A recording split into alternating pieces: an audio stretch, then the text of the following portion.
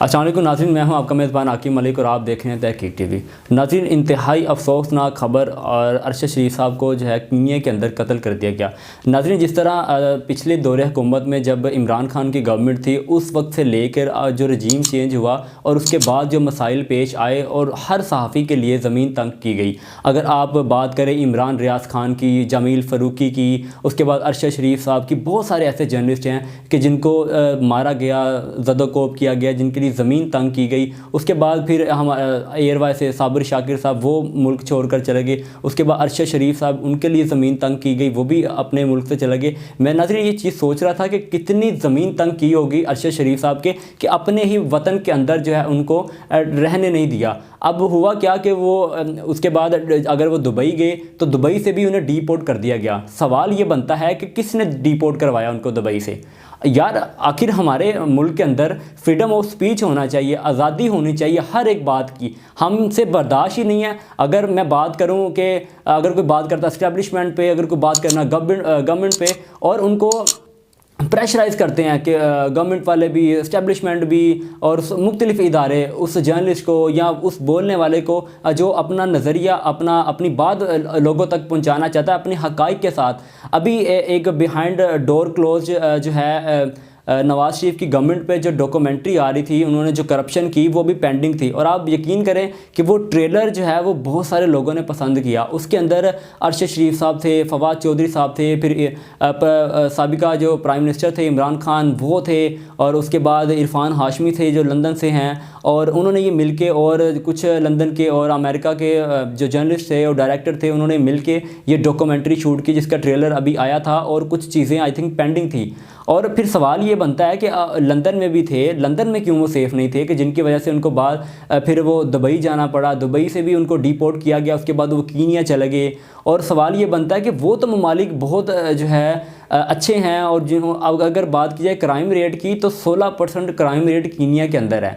सवाल ये बनता है कि उनके साथ जो लोग थे और किस तरीके से मारा गया, किस तरीके से उनको ज़दोकोब किया गया। और फिर दूसरा ये कि जुलाई के अंदर अरशद शरीफ साहब ने प्रेसिडेंट आरफ अलवी को ख़त भी लिखा था कि मेरी जान को ख़तरा है और मुझे जो है प्रोटेक्शन दी जाए, और उसके बावजूद भी उस नोटिस पर, उनके लेटर पर कोई नज़रसानी नहीं की गई और आज वो अल्लाह को प्यारे हो गए और उनको शहीद कर दिया गया। नाज़रीन, अब वो कौन था?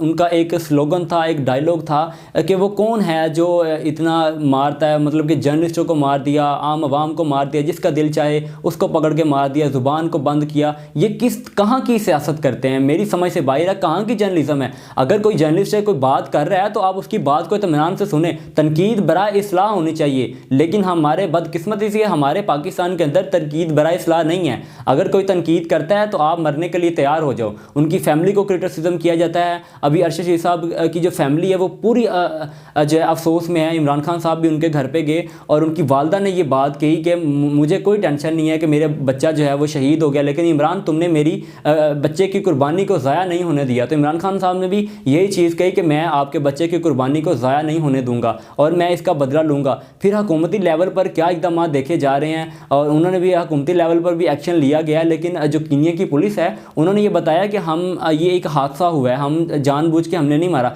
लेकिन नाज़रीन, आप इस चीज़ को समझते हैं कि बात जो है वो अंदर कुछ और है। इस तरीके से नहीं मारा जा सकता किसी भी एक प्रोमिनेंट जर्नलिस्ट को। One of those most my favourite journalist in Pakistan, investigative journalist.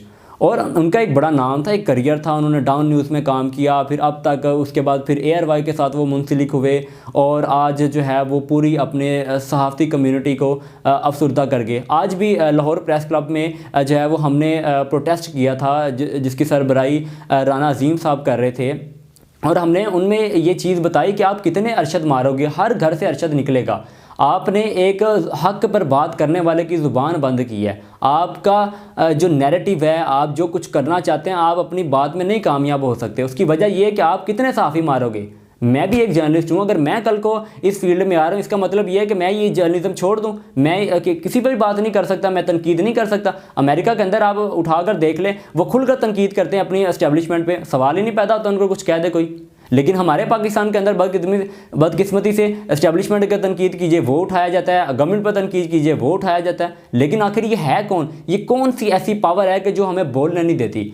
खैर अब किसका आगे नंबर है, अल्लाह ना करे कि किसी का आगे नंबर हो। मैं तो ये चाहता हूँ कि फ्रीडम ऑफ स्पीच होनी चाहिए, हर बंदे को बोलने का हक होना चाहिए, वो जिस तरह की बात करना चाहे, लेकिन फैक्ट के ऊपर, नाजायज़ नहीं। इस चीज़ पे मैं कंडेम करता हूँ। ठीक है, मैं मानता हूँ कि इमरान खान के दौर में भी जो है अफसार आलम पे हमला किया गया और भी मुख्तलिफ पे जो है वो जर्नलिस्ट है उन पे हमला किया गया, लेकिन हमने कंडेम किया कि नहीं, ये नहीं होना चाहिए था, इस तरीके से नहीं होना चाहिए, चाहे वो पीटीआई के सपोर्टर्स हों, नून लीग के हों, पीपल्स पार्टी के हों, कोई भी है। मैं एक चीज़ समझता हूँ कि फ़ौज जो है वो हमारी फ्रंट लाइन है, फ़ौज हमारी जान है, हमारी जानें इनके लिए कुर्बान है।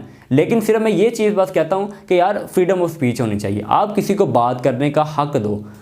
अब उनके घर वालों की क्या सूरत हाल है, अब देखा ये जा रहा है कि जो अरशद शीख साहब की जो लाश है वो कब पाकिस्तान आएगी, हुकूमत इसके बारे में क्या इक़दाम करती है, तो इसके बारे में आने वाले दिनों में या आज या कल बताया यही जा रहा है कि आज या कल जो है वो परसों उनकी लाश आ जाएगी। अपने मेज़बान को इजाज़त दीजिए, अल्लाह हाफ़िज़।